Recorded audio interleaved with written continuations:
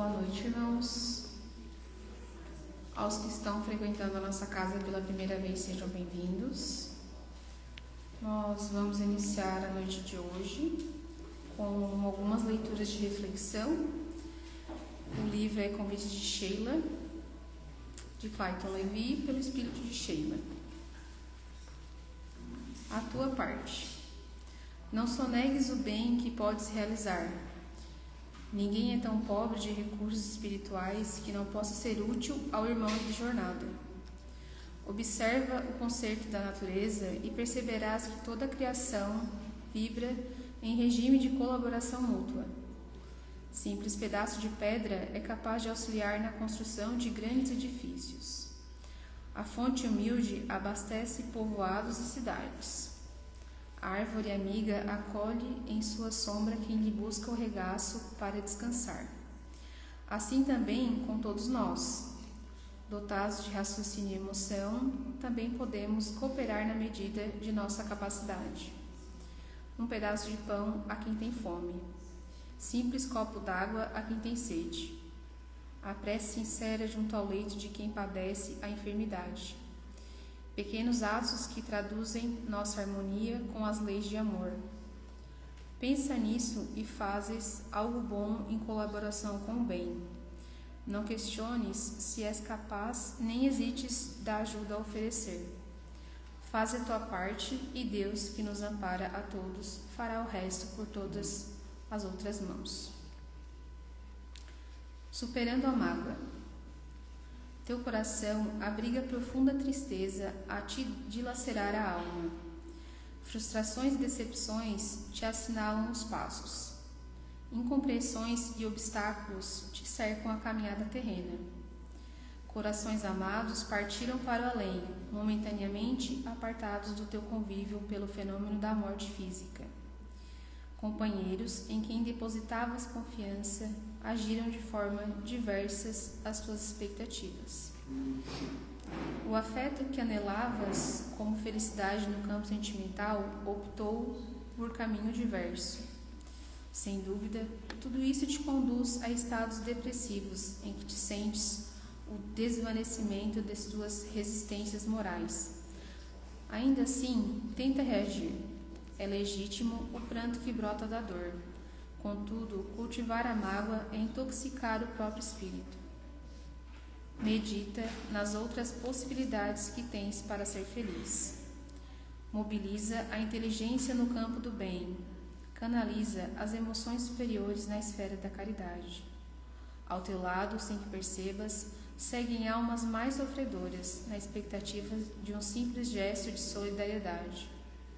Supere os obstáculos com a força do trabalho edificante, a fim de te reencontrares mais adiante com a felicidade imperecível.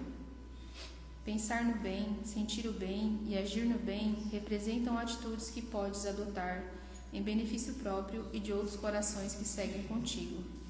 Entretanto, se te deixas arrastar pelo ressentimento, fragilizas ainda mais as tuas fibras espirituais, expondo-te a dores maiores. Agora, ergue a cabeça e segue, intimorato para a frente, buscando em Deus a força e a inspiração.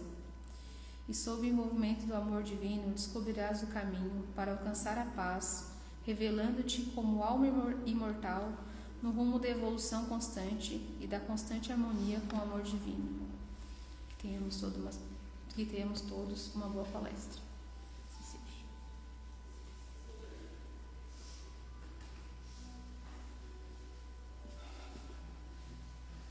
Boa noite, irmãos e irmãs. Sejamos todos bem-vindos à nossa casa espírita. Que a paz do Mestre Jesus encontre guarida no coração de todos nós. Vamos elevar os nossos pensamentos a Deus e a Jesus, aproveitando o eflúvio e a tranquilidade desse momento, respirando tranquilamente, acalmando os nossos corações, buscando a paz que nos envolve agora. Pai de infinita bondade e misericórdia, te agradecemos, Senhor, por nos dar a oportunidade de mais uma vez estarmos hoje aqui presentes nesse ambiente, pelo qual agradecemos a Ti e também aos Espíritos que mesmo antes de estarmos aqui hoje vieram e prepararam esse ambiente para nos acolher com tanto carinho. Agradecemos também a todos os trabalhadores da casa que mantêm essa casa em ordem, em condições de agasalhar tantos corações. Rogamos aos bons espíritos que atenda os anseios e a necessidade de todos os irmãos que estão aqui presentes, encarnados ou desencarnados, e também aqueles que foram listados nos cadernos de orações, tantos irmãos que ainda estão na carne, mas também aqueles que foram lembrados pelos seus entes queridos e que já partiram para o mundo espiritual antes de nós. Que eles possam, assim como nós, recebermos todos os medicamentos, todas as bênçãos que estão sendo derramadas nesse ambiente, nesse momento, sobre todos nós. Que a paz do Cristo, que o seu Evangelho esteja presente, não apenas em nossas palavras, mas em nossa vida, na prática do dia a dia. Com essa prece, rogamos ao alto a permissão para darmos por iniciada a exposição doutrinária da noite de hoje, e que assim seja. E hoje a palestra, a exposição doutrinária será proferida com a nossa irmã Edna, trabalhadora e facilitadora da nossa casa. Seja bem-vinda e um bom trabalho. Boa noite a todos. Que a paz do Senhor esteja presente em cada um de vocês. O tema que nós vamos trabalhar nessa noite será a profunda missão do Cristo, porque Jesus encarnou na Terra. Então, Jesus não veio apenas visitar a Terra, né? Ele é o governador espiritual do planeta. Um dos maiores esclarecimentos trazidos pelo Espiritismo está em A Caminho de Luz, quando Emmanuel afirma: Jesus é o governador espiritual da Terra desde a sua formação. Então, essa informação muda completamente a nossa visão sobre a missão do Cristo. Quando Jesus nasceu em Belém, não estava iniciando sua história conosco. Na realidade, estava apenas assumindo, em uma forma humana, uma missão que já exercia há incontáveis milênios. Então, Haroldo Dutra costuma explicar que quando lemos o Evangelho, enxergamos apenas 3 anos da vida pública de Jesus, mas ignoramos bilhões de anos de preparação espiritual que antecederam aquela missão. Porque nós sabemos que Jesus, ele plasmou o planeta, ele organizou todo o planeta, detalhadamente. E isso levou bilhões de anos para acontecer. Então, ele é o nosso guia, mentor, administrador, já há muitos e muitos bilhões de anos. Ele apenas encarnou no planeta, e a gente conhece aquele período pequeno no qual ele permaneceu encarnado, para nos orientar, mas ele fez tudo, E o que é um espírito puro, É um espírito que galgou o máximo de plataformas evolutivas e chegou ao patamar de um Cristo, E esse é um patamar tão grande que no planeta Terra o único espírito que esteve na Terra até hoje, sendo um espírito puro, é Cristo. Então, é um grande homem, é um grande espírito, que esteve, que plasmou, que organizou tudo e que encarnou para nos ensinar alguma coisa. Dizem que ele ficou muitos e muitos anos organizando seu perispírito para poder encarnar, né, no planeta Terra para nos orientar. Então, são quase 4,5 bilhões de anos para organizar desde o início até os dias em que começaram a aparecer a vida no planeta. Então, é um trabalho árduo, né, de muitos e muitos bilhões de anos. Então, desde esse início, já estava Jesus trabalhando para a formação do planeta na qual nós estamos inseridos. Então, segundo Haroldo Dias, o Cristo, ele não é um espírito comum que evoluiu recentemente. Na realidade, ele pertence à categoria de espíritos puros e sua grandeza está muito além da nossa capacidade de compreender. Porque é difícil a gente compreender um espírito de tamanha evolução, porque nós estamos no início da caminhada evolutiva. Então nós não temos ideia. Eu sempre digo que Cristo é PhD em todas as áreas, né? Porque a gente conhece alguns professores, quem fez faculdade e tal, o professor é PhD, né? Então ele estudou a vida inteira sobre determinado assunto, mas ele estudou um assunto, né? Então ele conseguiu o máximo de conhecimento de um assunto, mas Cristo de todos, né? Então a gente não tem ideia, é uma coisa fora da nossa realidade. Então, se a gente avaliar, nós somos ainda espíritos imperfeitos e ainda, né, o mal ainda predomina conosco, né? A gente ainda tem inveja, ciúme, orgulho, cobiça, alguns falta de fé, intriga, né? Mas à medida que evolui o espírito, ele vai para a categoria, segunda ordem, de espíritos bons, onde o bem predomina, né? Então a bondade, o desejo do bem já está em ênfase. E o espírito, a categoria primeira ordem, que é do espírito puro, que é a comunhão com Deus e o amor pleno, é a categoria de Jesus. Por isso que eu digo que a gente não consegue ainda entender um nível evolutivo de um espírito que consegue plasmar um planeta inteiro, né? É uma coisa fora da nossa realidade. Então, quando João iniciou seu evangelho dizendo, no princípio era o verbo, Haroldo explica que o verbo representa a manifestação da inteligência divina sobre a criação, identificando o quê? Jesus como o grande administrador espiritual da Terra. Então já, né, João já falava desse indivíduo que administra e que tinha a capacidade de organizar todo o planeta. Então, ele falou, né, no princípio era o verbo, e o verbo estava com Deus, e o verbo era quem? Deus, né, essa comunicação. Então, assim, a pergunta deixa de ser por que Jesus veio e passa a ser, por que o governador espiritual do planeta resolveu nascer entre os próprios tutelados, né? É uma coisa assim que a gente fica, nossa, ele era tão evoluído, por que ele fez isso? A resposta é bem simples e profunda. Porque somente o amor educa verdadeiramente. E ele veio com esse objetivo, de utilizar essa metodologia, de nos ensinar a amar para que a gente possa evoluir. E gradativamente, à medida que a gente vai tendo experiências e vivências a cada encarnação, mais e mais experiências vão se somando e nós na realidade nos autoformamos, né? Com o decorrer desse conhecimento, dessas vivências.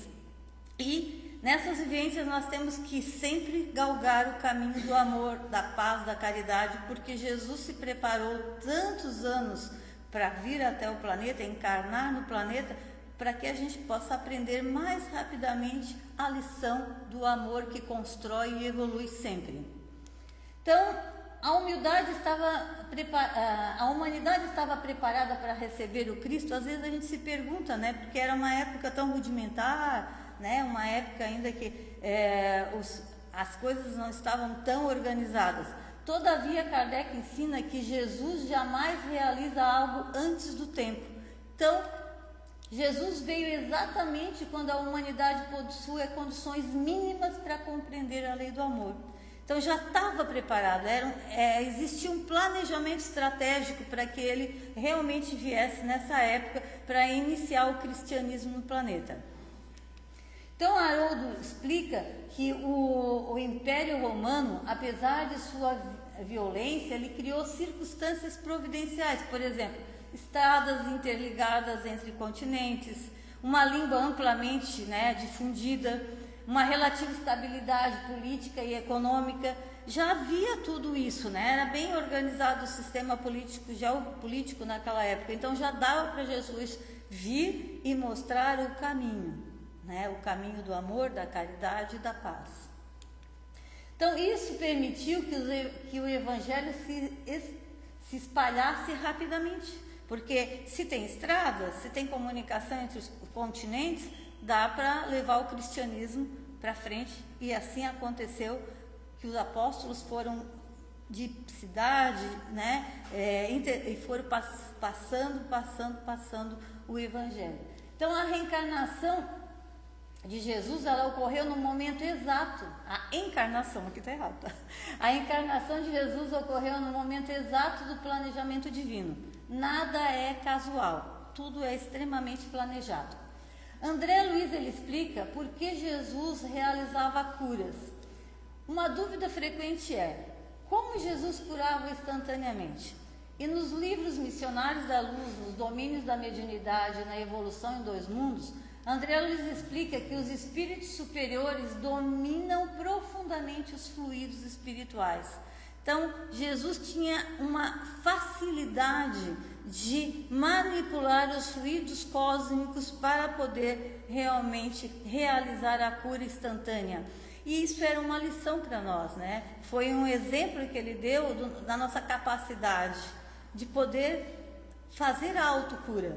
Porque ele sempre disse: eu não te curei, você que se curou, sua fé que te curou, Então, o Jesus, ele conhecia perfeitamente o perispírito, os centros de força, o pensamento e as energias espirituais.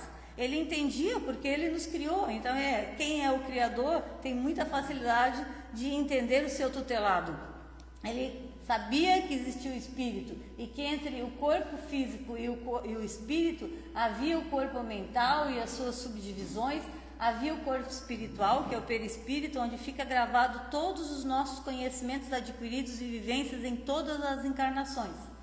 Então, ele tinha uma ideia disso e, consequentemente, facilitava muito a manipulação do fluido cósmico universal para fazer a cura.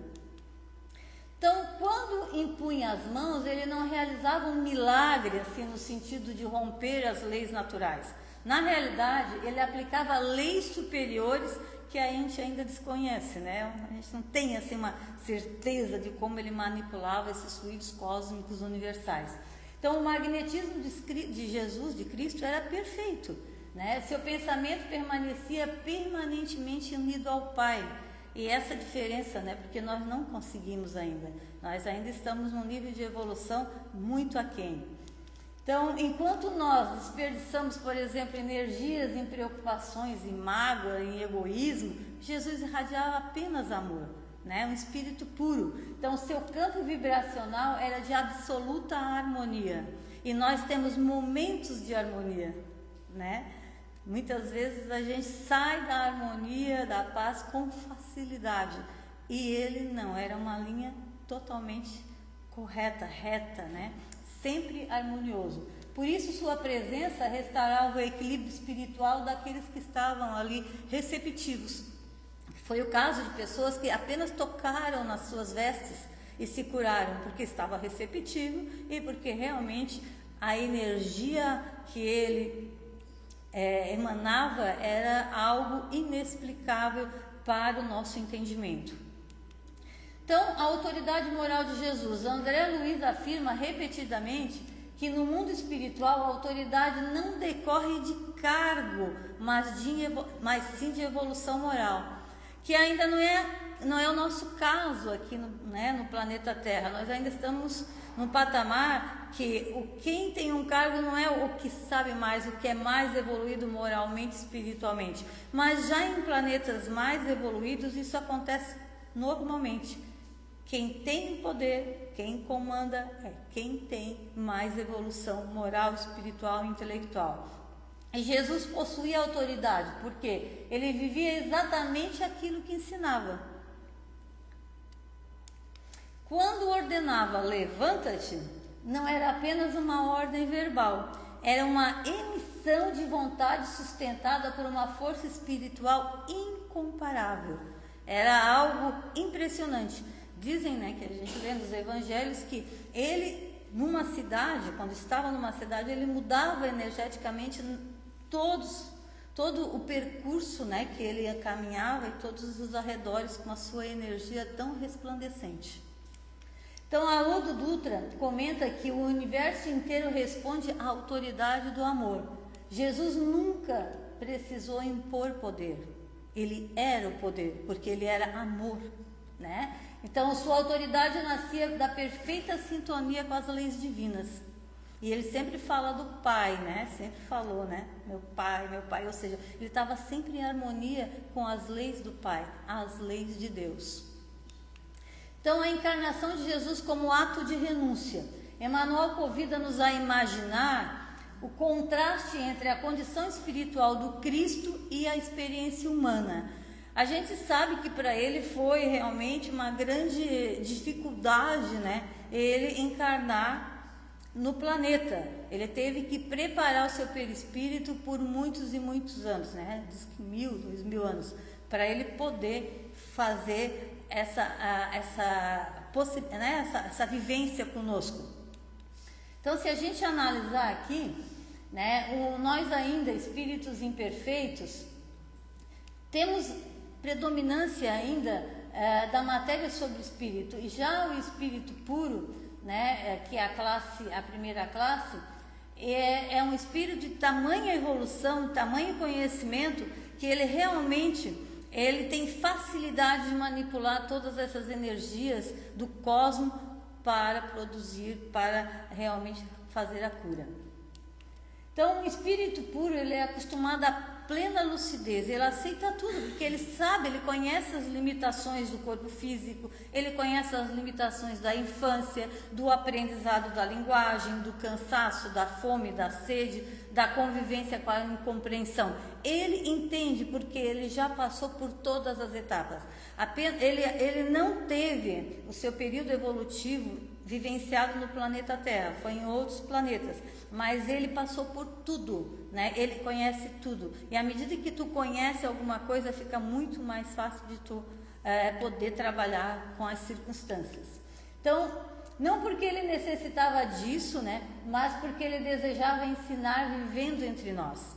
Ele não necessitava encarnar, mas ele queria nos ensinar. E é o melhor professor é aquele que está presente, não online, né?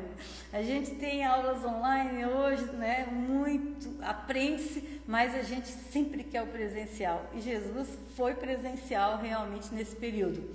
Então, esse é um dos maiores exemplos de humildade da história espiritual da humanidade. Porque sendo ele um espírito puro, né? E ter a humildade de vir para ensinar presencialmente o amor, a caridade, né? E transferir para nós todo esse conhecimento, é uma coisa impressionante. Por isso que é considerado o exemplo de humildade maior que aconteceu nos nossos tempos. O Sermão da Montanha é a maior revolução moral. Haroldo Dutra considera o Sermão da Montanha a constituição do reino de Deus. Haroldo é um juiz, né? Então ele fala muito avaliado, né? Respaldando seu conhecimento na área de leis. Então, enquanto o mundo valoriza riqueza, poder e prestígio, Jesus proclamava o quê? As bem-aventuranças, né?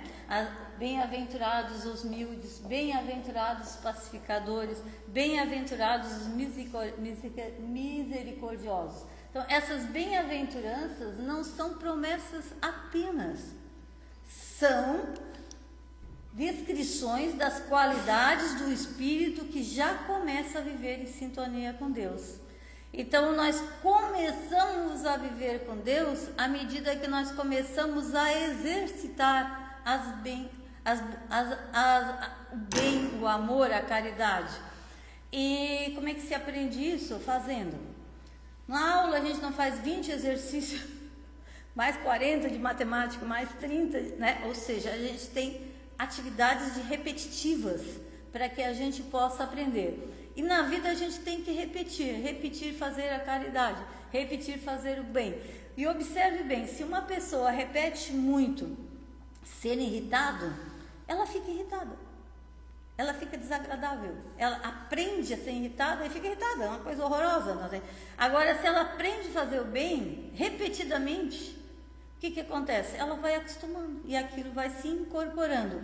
Então, evoluir é repetir. Por isso que a gente tem diversas e diversas reencarnações, com diversas e diversas experiências e vivências. Nós somos espíritos eternos. Por que será? Fomos criados simples e ignorantes. Para chegar à angelitude, nós precisamos ter diversas e diversas experiências e absorver vagarosamente esses conhecimentos. E não precisa a gente ser ansioso para já resolver tudo, aprender tudo. Não, cada dia é o seu dia. E a gente tendo atenção, a gente consegue aprender tudo que Jesus nos trouxe de bom, de conhecimentos necessários para a gente um dia ser plenamente feliz. Então, o Cristo e a transição planetária. Nós estamos passando por esse período agora, né? Nós saímos de provas e expiações e vamos entrar, então, em regeneração. E Emmanuel ensina que a Terra, ela atravessa esse processo de regeneração moral. E Jesus continua conduzindo esse processo, porque ele é o nosso guia, ele é o nosso mestre. Então, André descreve em diversas obras o intenso trabalho das equipes espirituais, preparando reencarnações missionárias, auxiliando famílias e inspirando trabalhadores do bem. E nós temos nas nossas famílias já esses missionários. Hoje nós percebemos crianças, netos, filhos, né, com alto grau de conhecimento para auxiliar moralidade, né? Pode ver que esses meninos são muito bons em determinadas áreas e muito evoluídos na questão do amor, da caridade, da compreensão. E isso tudo são oportunidades que a gente tem para aprender com os filhos e netos, porque eles são os nossos auxiliadores no caminho da possibilidade de ficarmos nesse planeta se tivermos uma harmonia combinando com a nova proposta, que é um planeta de regeneração. Então, nada acontece sem a supervisão do superior. O Cristo, ele permanece dirigindo a evolução do planeta. Ele plasmou 4,45 bilhões e continua no comando. Isso nos leva a compreender que sua missão não terminou na cruz, não. Ele continua até hoje. Então, o verdadeiro discípulo de Jesus, Haroldo Dutra, costuma afirmar que muitos conhecem Jesus, mas poucos convivem com Jesus e menos ainda vivem como Jesus. E é isso nós temos que repensar no nosso dia a dia, pois se ele veio, encarnou no planeta, é porque nós temos que tomar as atitudes que ele tomou, fazer como Jesus fazia, certo? Então, ser cristão não consiste apenas em admirar o Mestre, é permitir que sua mensagem transforme pensamentos, palavras e atitudes no nosso cotidiano. Então, o Evangelho é um grande programa de educação da alma. Então, pega o Evangelho, lê todo dia e coloca em prática. Difícil, né? Mas a gente tem que se esforçar. É uma rotina para a evolução. O Evangelho não está na nossa cara, na nossa mão, nos nossos estudos, por acaso. Ele é uma cartilha de como a gente pode viver melhor, viver evoluindo rumo à felicidade. Então, cada desafio da vida é uma oportunidade de perguntar: como Jesus agiria nessa situação? Começamos então a fazer essa pergunta, e às vezes a gente está passando por problemas difíceis, às vezes são momentos que tu não sabe como agir. Faça essa pergunta: como Jesus agiria nessa situação? E haja como ele agiu, porque ele veio para que a gente pudesse fazer exatamente o que ele veio trazer, que era um novo conhecimento. certo? Então, faça essa pergunta.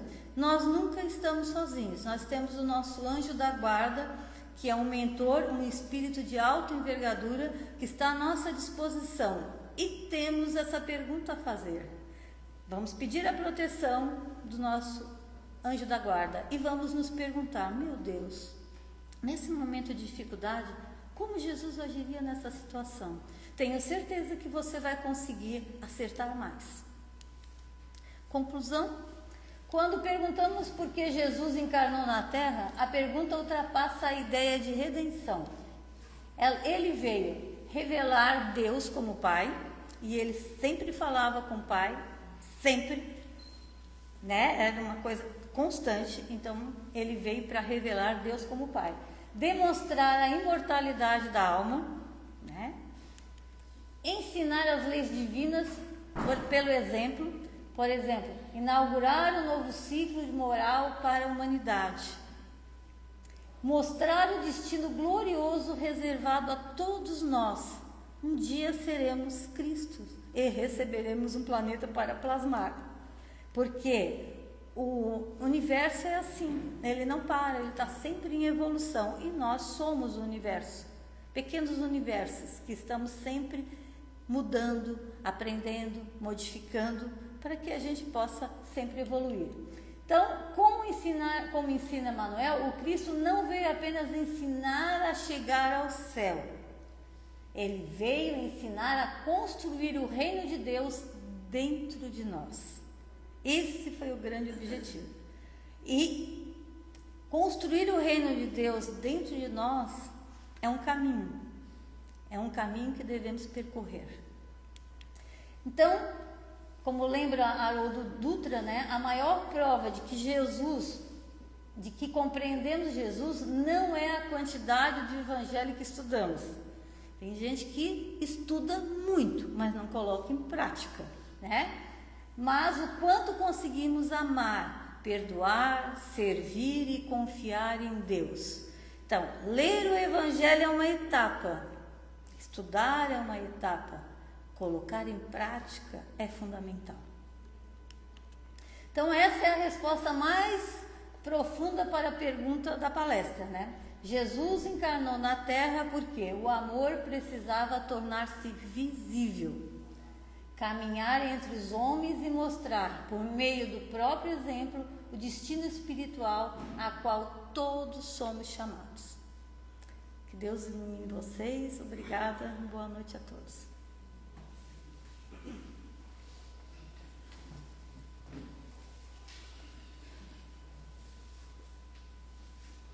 Obrigado, Edna, pelas orientações, pelas instruções, por compartilhar o conhecimento. Senhor e Mestre Jesus, nosso Divino Pastor, abençoe-nos, Senhor. Abençoe-nos a nós todos. Abençoe também a todos os nossos parentes, aos nossos filhos, pais, maridos, esposas, aos nossos irmãos. Abençoe a todos os nossos amigos, Senhor. Mas abençoe também aos desafetos que porventura temos em nossas vidas. Pedimos perdão, Senhor, por aqueles irmãos que mesmo sem a intenção podemos ter magoado na nossa caminhada.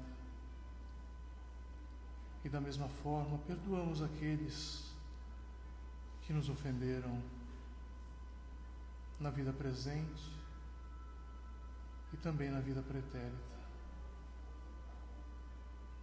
Como nos ensinastes, deveríamos e devemos amar a todos, amar ao nosso irmão como a nós mesmos, e amar ao Pai sobre todas as coisas. Mas ainda somos caminheiros, Senhor. Sabemos que Tu és o caminho, a verdade e a vida. Nos trouxestes o Teu Evangelho há tanto tempo.